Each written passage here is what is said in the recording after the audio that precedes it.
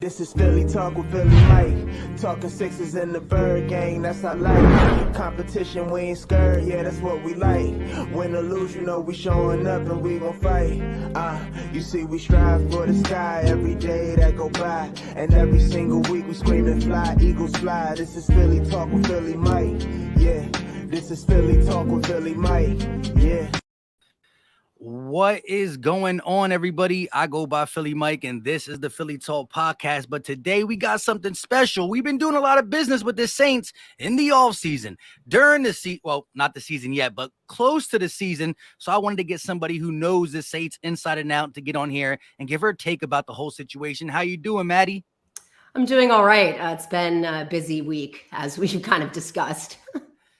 Yeah, so let everybody know where they can find you. Of course, your Twitter's down there, but everything you kind of do for the Saints in general.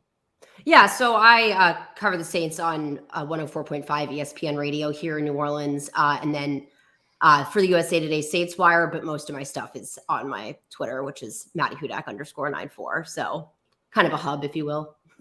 Yeah. And, last year the Eagles had one of these situations where, we, of course, Eagle fans watch our team, but we had to pay attention to the Colts and the Dolphins because we had their picks. This year, besides the CJ Gardner-Johnson thing, we were always going to be in tune to what you guys do because we own your, first round pick for this upcoming draft and then a second round pick in 2024. We'll get to that later. But CJ Gardner-Johnson is a guy that did you think early in this offseason would be traded, or did you think that they would be able to come to a contract? I will say I probably should have paid more attention to whose contracts were coming up. And quite honestly, there was so much going on back in March that those kind of things really fell by the wayside. And it seemed like things had started seeing a resolution, at least on the surface, after it kind of held out the first week or so of camp. But it seems like they were far apart on contract deals. So hearing it in hindsight, I'm not surprised, but I think everyone certainly woke up a bit shocked. Yeah, that's the one thing. One of my close friends is a Saints fan, and I'm not in Philly, but I'm a little bit outside Philly. There's a lot of fans where I'm live, like different areas, and he understands the fact that the Saints been drafting so good. They've been not able to secure everybody because all the money they spent in what they thought was their window. Which, listen, I have nothing really against the Saints. The Rams game was still crazy. That blown call was wild. So your window was your window with Drew Brees, and that's why the money was spent. But like in the last couple of years, you lost Hendricks. Marcus Williams leaves. He's a younger guy, and now CJ Gardner-Johnson. From your aspect, what does he bring as you watched him? Day in and day out. What does he bring to a team? I mean, he brings energy and just kind of that ability to get under opponent's skin that I've said is quite frankly an elite skill, and one I think that's only hindered by the taunting penalty because that's again what we should be focusing on at this point when you bring up the Rams Saints game and not wanting to review calls, but God forbid people wag a finger at one another. But I mean, when teams have to game plan just to handle your temperament on the field, you're adding an additional layer to a game plan without even getting into his play. And then to talk about his play style, like I'm not exactly sure how it's going to translate to, more of a safety role, but he has a really quick reaction. He has that twitch at the line of scrimmage. And if you're looking for someone that's able to blitz, he's really quick on the edge in that aspect. He's a really sound tackler for his size, in my opinion. And he's a really willing tackler in the run game as well. And so thinking kind of about what a well-rounded safety would look like, the only thing we have yet to see from him at this point is range, but everything else is really there. And I think he probably is one of the top, at minimum, slot corners in the NFL. Yeah, I agree with you. Just watching a little bit of tape since we got him. I mean, seeing him play, against the run. I seen him blitz. I seen him put an offensive tackle on his backside. You know what I mean? This is a 300-pound man.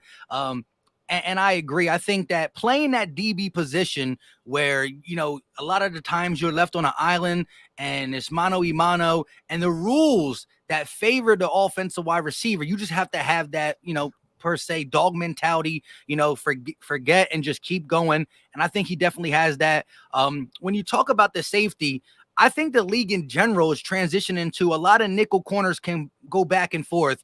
You know, it's becoming more of a passing league. You still got to stop a couple running backs like Derrick Henry. But, you know, a lot of the backs are the Alvin Kamara's, the Christian McCaffreys. And so you don't need to be 6'2", 220 to tackle these guys unless Derrick Henry's coming at you. So I think his versatility to play in the box, to play the slot and back in safety a little bit, I think the Eagles definitely can use that for sure. Oh, yeah. I mean, you guys kind of use Malcolm Jenkins in a similar way when you rented him from us, if you will. But yeah, I would agree that that's kind of what the NFL is moving towards. And it's kind of the same thing with the Saints, too. Like, you think of a true free safety, and that's Marcus Williams.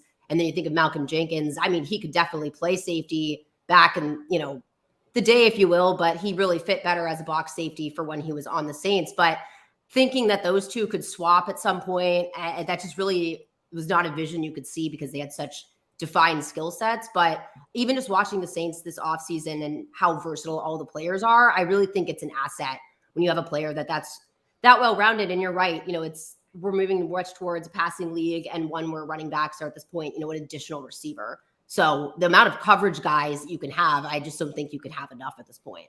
Yeah, I think DBs, you can never have too many DBs, especially when you schedule your defense to be around, you know, being able to have one-on-one matchups and win them, and then a couple guys go down. You need to have valuable replacements. And the crazy thing is he's 24, and as we all should know, is that you're really not in your prime in the NFL from 24 to 28. That's a DB's prime. So we know what we're getting now, but we still don't know what he can be. And that's why I think, you know, just looking at Saints Twitter and Saints, and they were really frustrated. See, the way I found Maddie was her tweet. I forgot exactly what you said, but like it had to be Philly, something like that, right? Yeah, I said, man, why did it have to be Philly? I used to live in Philadelphia for 5 years. So that was more like my own personal beef with things that went down there, less so than the Eagles, although it's been certainly frustrating the last 3 seasons to match up with you guys and lose.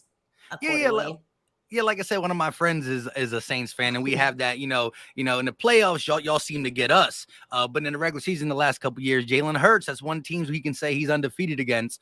But let me ask you this. So Marcus May, the guy you signed from the Jets, and I thought that he was going to play a key role, probably a starter for you guys. Him getting in trouble with that thing. Do you think if this is a week earlier and the Saints know that they're dealing with this, they don't try even harder to keep CJ? I think not, and only because of considering like the Saints' needs are and what the relationship was like with CJ Gardner-Johnson. From what I've, you know, read from people that have been closer to the situation, it looked like he was kind of stopped responding to coaching, and it didn't really, you know, there were $4 million apart in contract negotiations. So if you're not able to meet in the middle, that's a pretty high discrepancy. And people have kind of brought up the Jimmy Graham trade because he wanted to be paid like a wide receiver at the time, and the Saints were like, no, you're a tight end. And I think that was kind of the idea with CJ Gardner-Johnson as well. And I think, you know, the value of a slot corner is definitely its own discussion for one day, because I think they are very undervalued in general. But I mean, you want the depth, but at the same time, you know, when kind of thinking about who would replace CJ Gardner-Johnson, you know, Marcus May wouldn't really come to mind. I had about 4 defensive backs that I would think of before that. And then in terms of who would replace Marcus May, you know, we've never seen CJ Gardner-Johnson back there at safety. And we've seen, you know, Justin Evans, JT Gray, PJ Williams, Tyrann Mathieu. They could move to, you know, a single high coverage with Tyrann Mathieu. And they've been running a lot of, you know, base defense with 3 linebackers. So they definitely have the personnel to be able to make up for it. It's just certainly not optimal timing, as it feels like, you know, the secondary is dropping like flies. Yeah, I agree. Speaking of just the Saints in general, because this first round pick that we will be receiving from you guys, we hope it to be as low as possible, of course. What is your, wait, before I ask you what your take is, when we first made this trade with you guys, I just want to give you my point of view. I was like, wow, this is great. Sean Payton had just left. You lost one of your offensive linemen. I think it was Armstead, yeah. Malcolm Jenkins retired. You lost Marcus Williams. Alvin Kamara was supposed to be facing a 6-game suspension. And oh, by the way, one of the greatest coaches in the NFC is now gone. So to me, I'm like, wow, Howie Roseman strikes a deal with a team that looks like you lost. I mean, fingers can't even count what you lost. But low key, Michael Thomas comes, looks to be pretty good. You get Tyrann Matthews, you get Javaris Landry, you draft Trevor Penny, even though he got hurt, unfortunately. You draft Chris Olave, and then what else? And then the coaching situation seems to be okay with Dennis Allen, being the guy who took over for Sean Payton in his I think he had C19 or something, and Dennis Allen took over from last year. One game, didn't he head coach? Oh yeah, the Tampa Bay 9-0 game. That's one of my favorite games of all time. So low key, you started putting stuff together. Jameis, if he can play like the first 7 games before he was injured, I started to say, dang, what I thought was a guaranteed top 10 pick, the Saints are now pushing to be a playoff team. What is your take on still this roster, defense and offensively, and what they look to gain in 2022? It's been a pretty incredible offseason from start to finish, like with everything you brought up, like the Alvin Kamara thing. That's like another reason why I didn't even think about CJ Gardner-Johnson back in March or April. They didn't sign Tyrann Mathieu until after the draft, and safety had been really high up on my list. And Marcus May, he tore his Achilles in December. And so the fact that he's back out there is astonishing to me. Like Quan Alexander the year before that. And I just, in general, the NFL's injury trajectory is incredible to me at this point.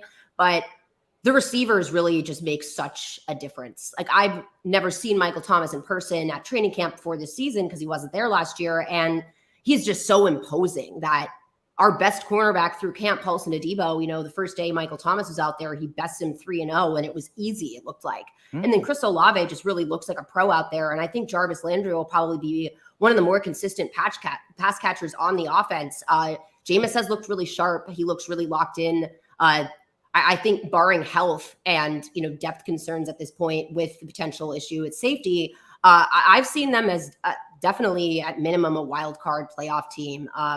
And that's really just only been strengthened throughout camp and watching how much the coaches have done with kind of this new team, and Dennis Allen really, setting the tone that this is not, a throwaway year. We're going to keep kind of pushing on as if it's not necessarily a Super Bowl window, but they're certainly still in, we're a playoff contending team.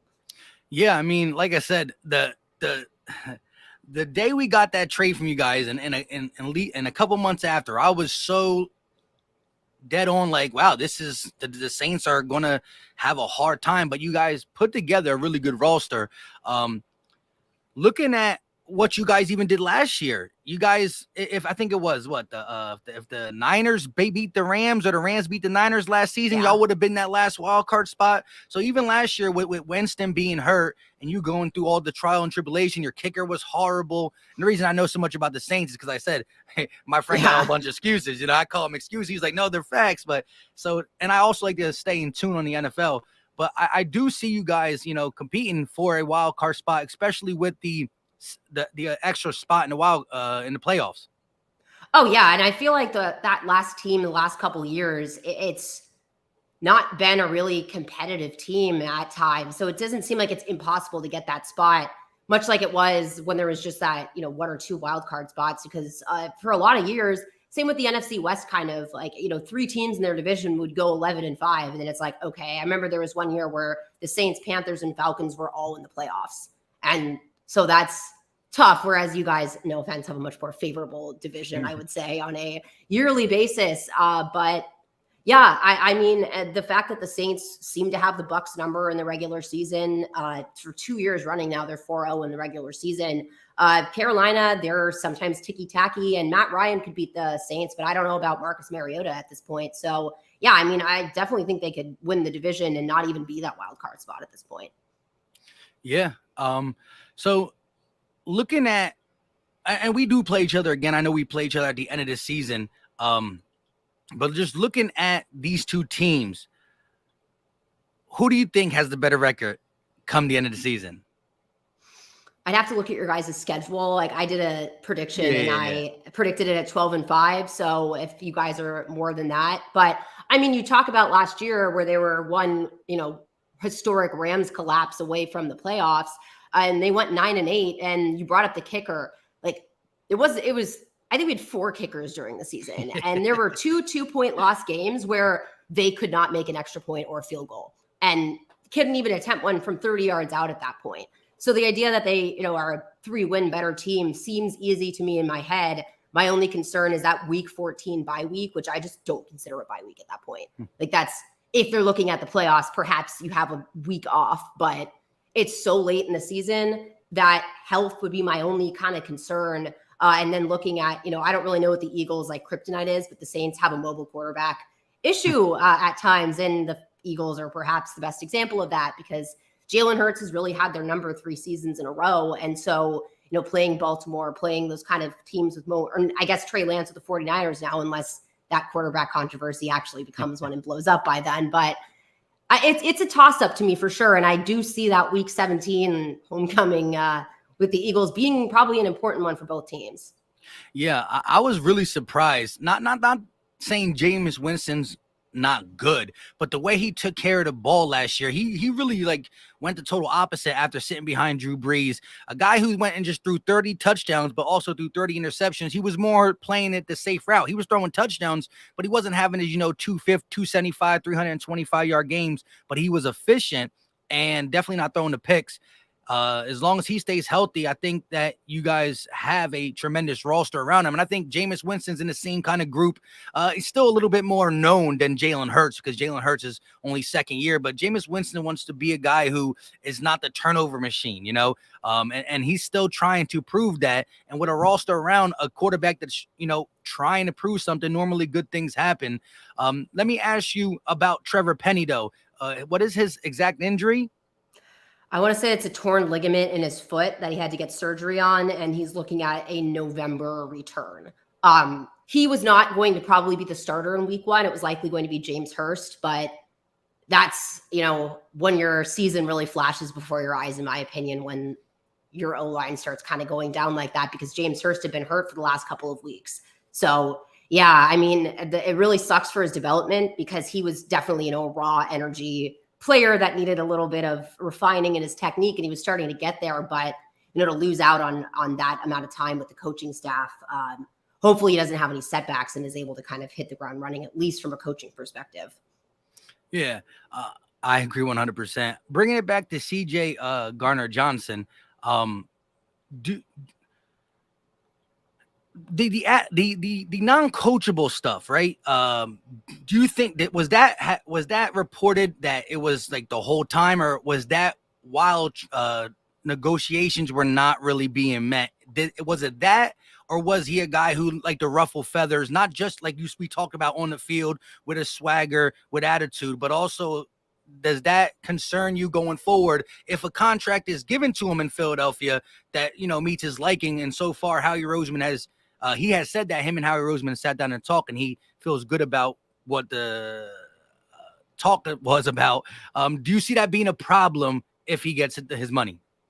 So to answer your first part, I don't think it's a perennial issue. I think it became a very acute problem as the kind of contract talks began to break down, and that happens. Like, you see guys that sit out, and then you think about Earl Thomas and when he played out on a contract year and got hurt, and that picture of him going off on the golf cart. So I understand both sides' perspective, and I think the Eagles, just in terms of what he kind of perceives his projected value to be, he's at least going to get the chance, I think, to show that he, deserves that contract that he was looking to get, because he'll be, more of a premium, at least from the dollar perspective, role, it looks like, in Philadelphia. And I feel like if he didn't have the personality, it wouldn't even kind of be a question. It would just be like, okay, this is, contract negotiations that broke down. But I don't think that, makes him a more problematic person than anyone else. I just honestly think he's going to fit in really well in Philadelphia from hanging out around the fan base. He definitely has the energy of a Philadelphian. So I think if he's able to kind of play the role he envisions himself in and is able to perform well, then I really don't see any problem, which good for you guys, not great for us. But yeah, and I agree. I think that because of the on-field shenanigans, which I like, as long as it's not creating a flag, the no fun league, they call it, with all these new taunting and blah, blah, blah. Let them play. All that being said, I think the whole not coachable topic came up because of what's happening on the field. And you're right. When you are holding out, you're just holding out. But because of them things, I think he got labeled as that at the end of his time in New Orleans. But the crazy thing is, like, the first 5 questions, or like half the questions that were asked to CJ Gardner-Johnson in the Eagles media, was all about his attitude and his trash talk. I kind of was like, it was so funny because he was like, yeah, it happens. I'm competitive. Let's move on. Next question is, they kept trying to get him to solely talk about the trash talking part, which again, you know, I guess trying to entertain Philly fans and all that. But he's a likable guy though throughout the organization, right? Yeah, and I don't think he gets enough credit for his play either. I think you kind of bring up a good point. You know, I've heard him on TV bits, and he's really intelligent in his ability to talk about football. So I can see him kind of wanting to talk more about his skill set. And it's always kind of seemed like a quiet thing where if it's not game time and he's not out on the field staring down Tom Brady as he throws his 4th interception, then that kind of mentality is I think on the quieter side for him. So I could see him just kind of not really leaning into that when it's not in a game time setting, which has always been really fascinating to me, because where some people might see it as like not a sign of mental toughness, like I really do, just in his ability to turn it on and turn it off. He's not the one throwing punches and getting ejected. It's always the other player. So that takes a level of restraint that I think says more about his personality than, you know, the chirpy side of him that we all enjoy. Yeah, the clip of him, I forgot. I think he was just in the mindset of a Chicago Bears wide receiver or something. But Javon Wims, yeah, that little scuffle. I mean, he hit him a couple times, and he was just able to stand there and be like, "I got you. I'm rent free, living in your head," and that was wild. Yeah, and then they played them in the wild card game that year. That's what I was kind of referring to, where I'm like, teams have to game plan against him. And Nagy said that they had a meeting dedicated solely to handling CJ Gardner-Johnson, and then they got 2 players ejected in that game, solely getting, you know, like you said, living rent free in their minds. So that's why I mean, it's sincerely an elite skill to me, and I think it just is a little quieter where you don't see kind of the immediate outbursts because they're trying to avoid the penalties, but he's expertly skilled in very quietly getting under opponent's skin. And from what like his teammates have said, it's like the stupidest stuff too. Like there was this Twitter video where someone making idiotic, just like noises of nonsense. And Malcolm Jenkins had quote tweeted, and he's like, no, this is really what CJ Gardner-Johnson sounds like back there. Like there's been players that have brought up like people's moms and stuff. And you know, that's a different story, but it seems like it's like elementary level things. And you know, when I played sports, that was a really fun thing to do, get people to freak out over the dumbest thing possible. So that's really what I think he does. Yeah, you gotta love it. That's a talent in its own right. Ian Book is a guy that you guys waived, quarterback out of Notre Dame. The Eagles claimed him. I guess that's going to be our 3rd quarterback on the depth chart. We had a couple guys that we ended up cutting, and Reese Sinnett and Carson Strong. Ian Book, what can you tell me about him? I really liked him last year in training camp. He really stuck out, especially when the quarterback competition was kind of not providing any entertainment. It wasn't until, you know, they played that 2nd preseason game where Jameis Winston just totally separated. And so he really stuck out to me. I think it's definitely a question of, had Sean Payton stayed an additional year, would he have seen kind of more growth in his skill set? But kind of seems like he had regressed a little heading into this year's camp. And I mean, he's just really never gotten a great shot behind a starting O-line until that Chargers game, where I thought he's played the best that I've seen him play in New Orleans up to this point. I think that he kind of fits as a backup quarterback behind a Jalen Hurts type of offense, where he's able to use his legs to navigate the pocket. It was kind of, you know, driving people nuts at times on the Saints, but it's not really the offense that they've designed. You know, Jameis can certainly take off, but he's not, you know, the Jalen Hurts type back there. So I think that he, you know, has a decent chance to kind of grow into that style of offense with you guys. You know, all the traits were there. It just seemed like they kind of fell backwards after he got, you know, I still feel so bad for him for that Dolphins game, that he had to go out there with a tackle that had literally been signed off the street at 2:30 that day, like was getting fitted for a uniform in the dome, like right before the game started. So it's like, what do you expect him to do with that? And then I'm big on the psychological aspect of football, and I don't think that's always counted for enough. And to me, it just seemed like he was just seeing those kind of proverbial ghosts and couldn't get them out of his head. But Ian Book at a 2-minute offense is like one of the best there is. He's kind of like, Mitch Trubisky, where he was super inconsistent, and then a 2-minute drill, it's like, okay, well, Bears have 7 points now. That's kind of what we saw of Ian Book, but actually being able to execute and not run around. That was kind of, we were almost hoping that he would kind of get one more shot after seeing that Chargers game, but it's not a bad place for him to end up at the end of the day. Yeah. And I think that right now, of course, with Gardner Minshew on this roster, I think he's going to stay to number 2, but I'm not exactly sure. The chat will let me know. Shout out to the 366 people in here. Y'all the best. Hit that like button for your boy. It's free. It's easy. Don't cost a thing. And definitely go check out Maddie Hudak on Twitter. Same with your boy, Philly Mike at Philly Mike _25. Just for football in general. So, yeah, I think Gardner Minshew will definitely be our guy this year. But if we can, Moldy and Book looks to be that you can sign him up as a favorable contract to keep him as a backup. And he definitely fits more the mold of backing up a Jalen Hurts. So your quarterback depth right now, it's Winston, Dalton. Is Simeon still in there? No.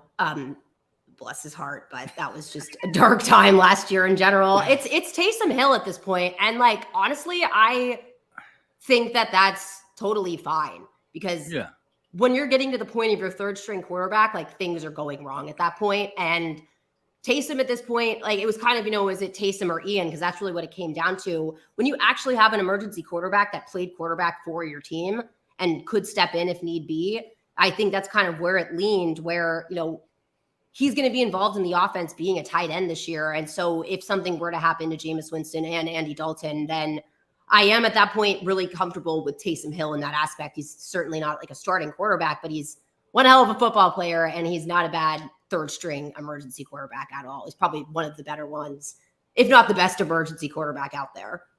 Yeah, Taysom Hill showed that, he definitely has things that he has to develop as a pure passer. But, he was, Sean Payton was really thinking about giving this guy the keys. And so Sean Payton blesses somebody. You got to take that for what it is. Sean Payton knows his football. All that being said, and that's why I like the Ian Book signing for the simple fact that he just came off a squad that just has more money invested and more talent at the quarterback position, where Gardner Minshew still in a dirt cheap contract. Andy Dalton is getting paid pretty decent amount of money as a backup. And then you got Taysom Hill, who you gave the money to, so you better use him as a skill player, right?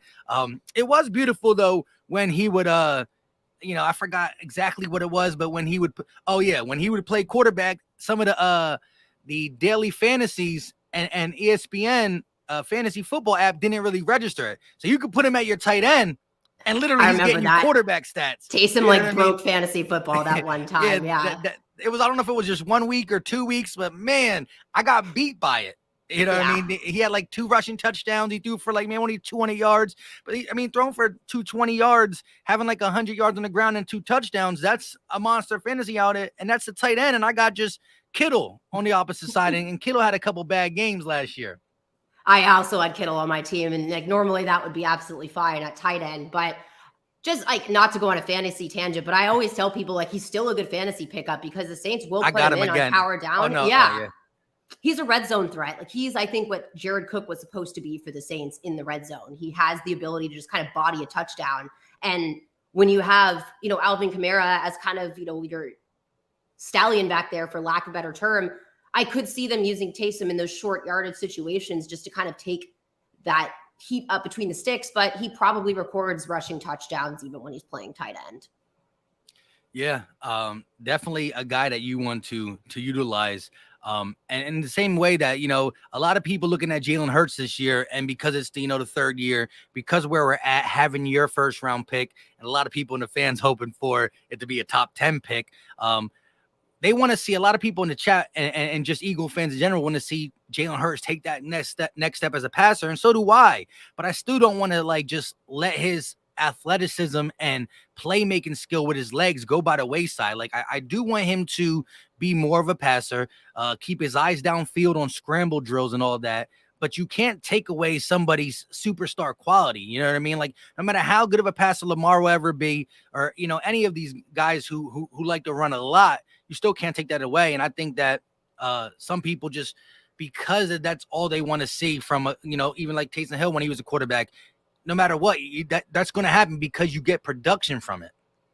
I was going to bring up Taysom Hill. There's some mental block, or maybe it's a design, but it was like when he played quarterback, he all of a sudden was no longer mobile. And it was like, okay, well, you've really kind of lost that dimension of what has made you so powerful back there. So yeah, I think not kind of putting a mobile quarterback in a box to be a pocket passer for the sake of pocket passing is important. But I also think the Ravens are really just the blueprint and how to handle a mobile quarterback, get a big blocking tight end offense where there are holes for the quarterback to take off easily. And it's built in to an RPO option type thing. But I'm a big proponent to people working with like quarterback trainers, kind of like Josh Allen did in that year where he needed to take a leap, where if that's something that it's not kind of shelled out this year for Jalen Hurts, that could be something they consider next year. But my thing is he'll always have his legs.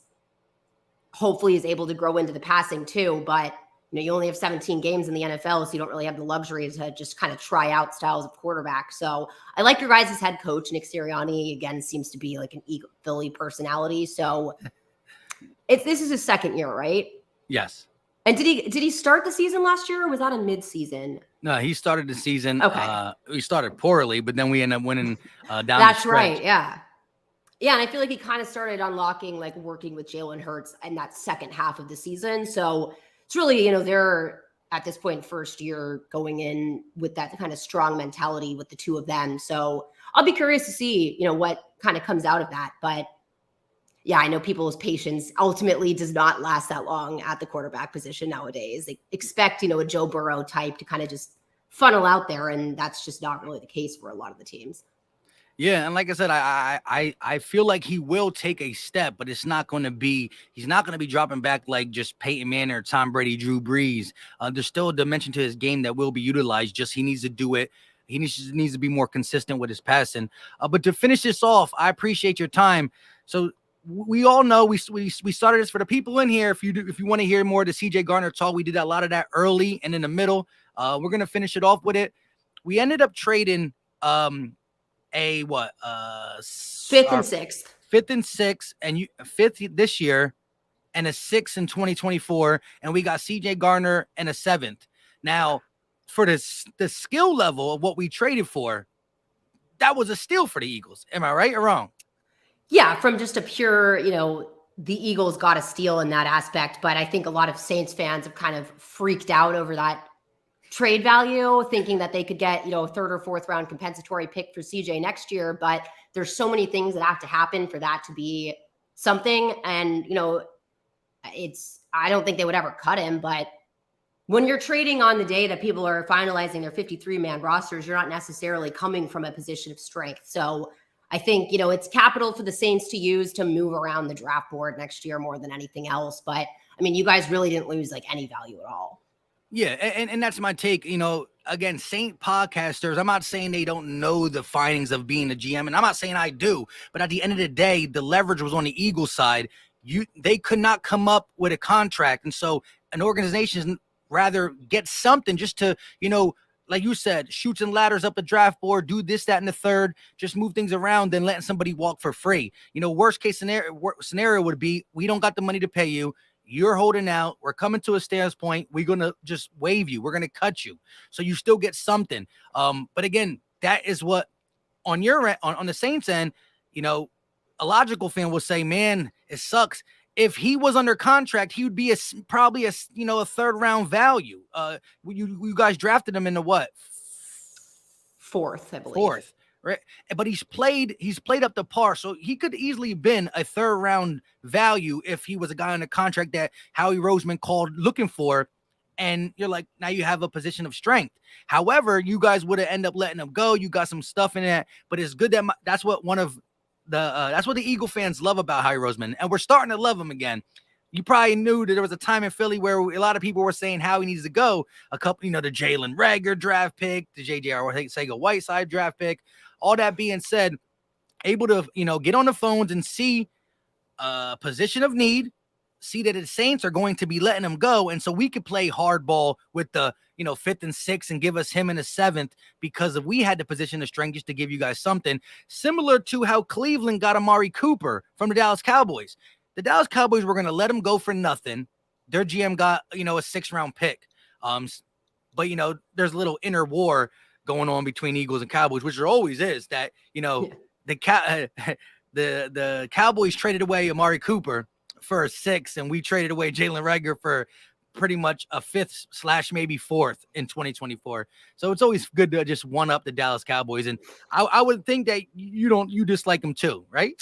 Don't necessarily love America's team. No, they're often the ire of my being. So I agree. And the reason that, and I tell them all the time, because some Cowboy fans just don't understand. They say, I don't know why other teams don't like us that are not named the Eagles, Giants, and Washington. It's because you go throwing around America's team and you're not. There's other people that live in America that like a different team. And so because you guys flaunt all this extra stuff, that's why you get hate from a Denver Bronco fan or a New Orleans Saint fan. They don't see you all the time, but when they do, they just want to shut you up. Well, that they had a second line on Bourbon Street, like on the Saturday before playing us, and then ended up losing the games. Like, good job, guys. But yeah, and kind of the mentality of the fans, if you will. Yeah. They're the worst fan base ever. I lived in San Francisco. It's certainly debatable. Well, yeah. I mean, we're very hostile over there. Very hostile. You've been around. I've been on the outskirts of Philadelphia for my whole life. I ain't leaving, I guess, either. With that being said, I appreciate your time. We're about 36 minutes deep. Still, now we got 400 people in the chat. The people who are just getting in here, all you got to do is hit that rewind button. You get 36 minutes of content. Definitely go follow Maddie Hudock_94 on Twitter. So, if the Saints start doing this, then in the third, we can go and give her some of our input. You know what I mean? And we will be playing them later in the season. So, we'll see how that goes. But you got any final thoughts? No, just take good care of CJ Gardner-Johnson. I will miss his elite trolling abilities. Yes, and the game we play, you guys, that's in Philly, I want to say. It continues to be in Philadelphia. Yeah, it's now 3 years running in Philadelphia, actually. So, well, there we go. So, New Orleans will be coming to Philly, and that game will be interesting to say, especially being at the tail end of the season. And according to Matty Hudock, the Saints will be fighting for a playoff spot. The Eagles will be hopefully fighting for first place in the division over the Dallas Cowboys. And so that game might mean something. And CJ Gardner, let's see how he responds to his former team. Yeah, I'll be curious to see if that side of CJ kind of comes out, because, him and Michael Thomas have gotten into it before, but I feel like the Saints will know better of all teams not to bite into whatever CJ Gardner-Johnson might try to do. Real quick, though, shout out to the Godfather 3000 with a $20 super chat. He said, hey, Maddie, we should have kept CJ and tried him at multiple positions this year. If he sits, his stock plummets. A 5th and a 6th is worth 0 now that Marcus May is gone. Well, I think you said that if he sits, his stock plummets. There's no guarantee that he wouldn't have done so. And he's not really having a good relationship with the coaching staff. I don't really know how you then get him to try multiple positions. I don't think a 5th and a 6th is worth 0, because, again, you use those to trade up earlier into the 4th round or the 3rd round. They got Marcus Williams in the 3rd round. They got CJ Gardner-Johnson in the 4th round. They got PJ Williams in the 4th round. They got Trey Hendrickson in the 5th round. Saints know how to draft in the 3rd and 4th round. So that's where I see those kind of 5th and 6th picks stacking up in the way that they were able to trade up this year for Chris Olave. And then I don't remember if they traded up for Alontae Taylor. They did it for Paulson Adebo the year prior. So that's kind of where the Saints get that value. And I did ultimately, we talked about this at the beginning, but I don't see Marcus May and CJ Gardner-Johnson having comparable enough skill sets that would have ever really been a factor. I still think you're trying to solve that slot position irrespective of Marcus May. And then Marcus May is probably getting a rotation from the guys we've seen at that split safety role through training camp, like JT Gray and Justin Evans and PJ Williams.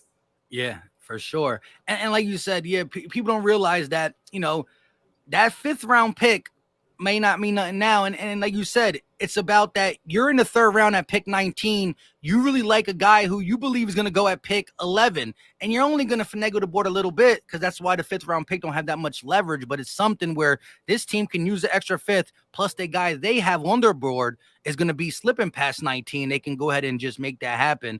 And the Saints are very good at drafting. I mean, look, like I said, that's part of the reason why your Super Bowl window was in the last couple of years, but you've drafted so good, you can't pay them all. That's why they're leaving. I mean, Hendricks, Marcus Williams, CJ Garner, just a bunch of guys leaving because of the fact. And Hendricks, well, he was top 4 in sacks last year for the Bengals. Yeah, Trey Hendrickson. That one was tough. But the thing with Marcus Williams, too, is I think that they were kind of looking for a more versatile secondary, and I don't think he necessarily fits that bill. And the Saints really aren't going to overpay for free agents because, like you said, they are so good at drafting that I think their strategy is just, we'll draft another one, basically. And that seems to work out pretty fine, considering how they found like Paulson Adebo in the 3rd round, which is another very underrated one. And then Alontae Taylor, this year's draft pick, I could easily see him becoming the CJ Gardner-Johnson in this secondary long term. So I think the Saints will be fine drafting. Hopefully they just don't give the Eagles a super high draft pick this year, and I don't think they will. Yeah. And look, at the end of the day, as long as Jalen Hurts does what he got to do, then we can invest that in the other spots and we'll be good. Shout out to Silverback with the $5 super chat. He said, just showing support. Appreciate the love. Appreciate the kindness. Again, 414 people in here. Go back and rewatch it. Maddie, I appreciate you. Let me ask you this real quick before you go. When the Eagles play the Saints that week, can we get you back on here for this? For a pregame talk about it? Well, not necessarily that day, but that week, talk about Eagles and Saints, and hopefully there's playoff implications for both teams.